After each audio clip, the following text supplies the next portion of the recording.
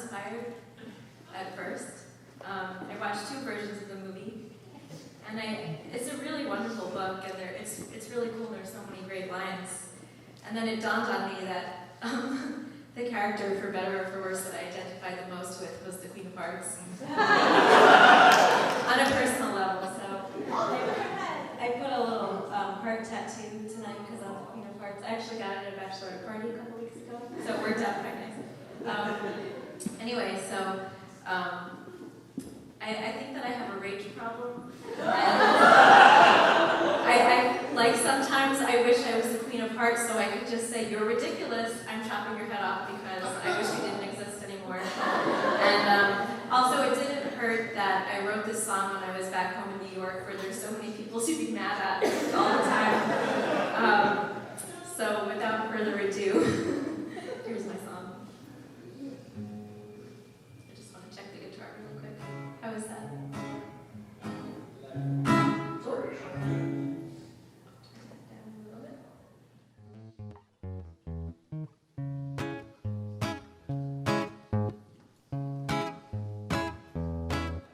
I am misunderstood, but don't misunderstand me now. I am the Queen of Hearts and see the world forgot somehow that what I do is just and right, and I think you'll agree. When I collect people's heads, I do it mostly for you and just slightly for me.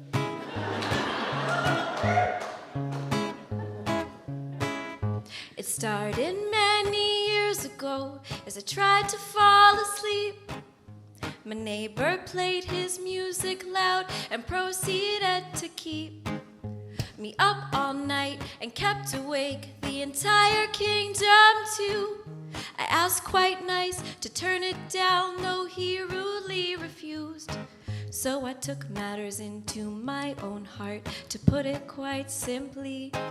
I took his head and chopped it off, and we all slept in peace. And the crowd cheered for me, and they threw roses. I didn't know that was going to be a funny line. That kind of threw me off a little. And the crowd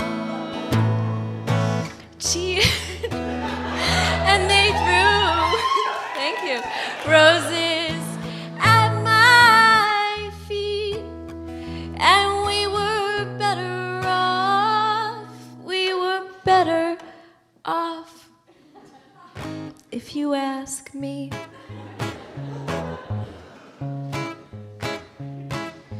Things, they stayed okay a month, or maybe it was 2. And then some jerk face cut me off when I was on my way to a queen's meeting, 2 kingdoms over. I swerved and hit a tree. So I took his head and the head of his lover so she would not be lonely. Is that funny? Okay, you guys are sick. Oh my God. Okay.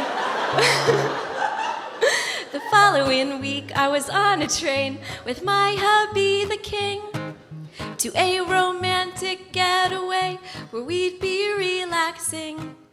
But all we could hear was the obnoxious chatter of a princess behind us. On her cell phone, I couldn't take the blabber, so I did what was just. I offed her pretty little head, and then I tossed it out the side. The passengers and King and I enjoyed a quiet train ride. But the crowd didn't cheer as loud this time, and there were no roses at my feet. Some looked horrified, but most looked satisfied, if you ask me. And so you see, it's not for me, it is mostly for you. I only try to keep the peace, though my method is uncouth. parking in two spots is a punishable offense. Your bag don't need a seat on the bus, and humming makes no sense. Do not drive too fast, or worse, don't drive too slow. We're changing lanes, please use your signal, and for God's sakes, green means go. Especially in Seattle, man.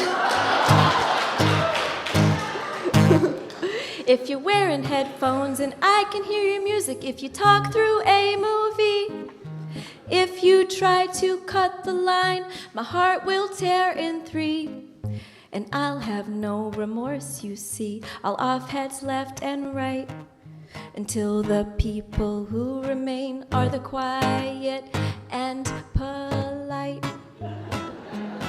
And you will all cheer for me, and you'll throw roses at my feet, and we'll be better off. We'll be better off, and you better agree.